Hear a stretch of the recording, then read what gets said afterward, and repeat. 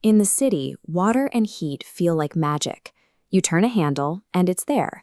But if the power grid goes down, that magic trick ends instantly. The heat drops, the lights die, and the water stops flowing. When city families decide to move to the country to protect themselves, they often fall into a trap. They try to buy back that magic by spending thousands on highly complex, tactical off-grid solar arrays and digital water filtration systems. The problem with those systems is that they rely on computer chips and batteries.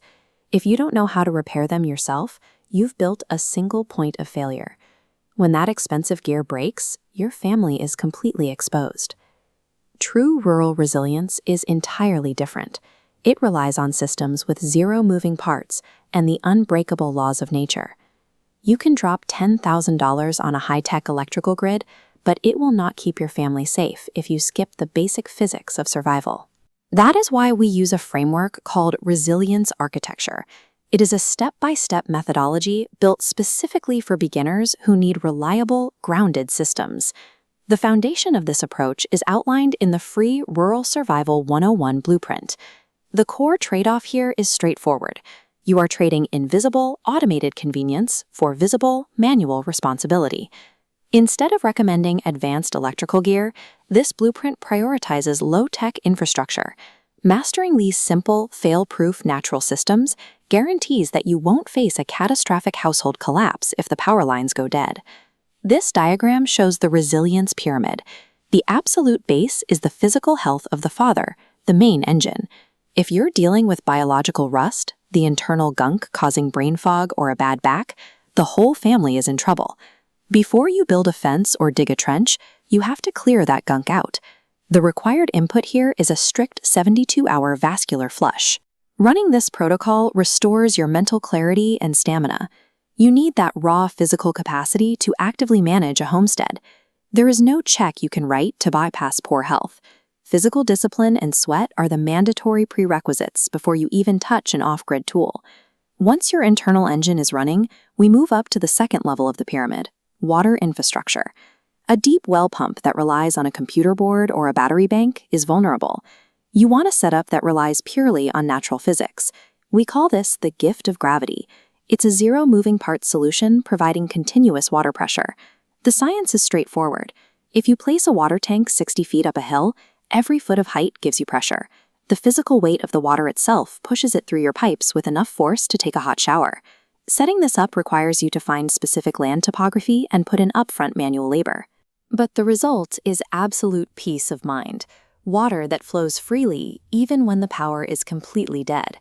Historical data on grid-down scenarios reveals a harsh truth. The silent killer is rarely starvation. It is poor sanitation and dirty water. If the electric toilets fail, you keep your living zone entirely clean using a ReadyLoo. It's a highly effective bucket and seat system that manages waste safely and keeps it away from your family.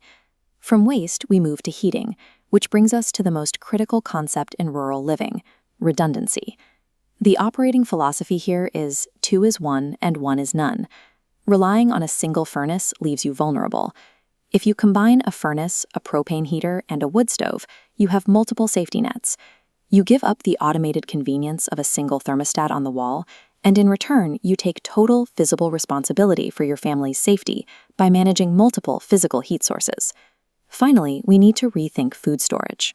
The typical prepper mistake is buying expensive buckets of emergency food that taste like cardboard and forgetting about them in a basement. Instead, you build a working pantry.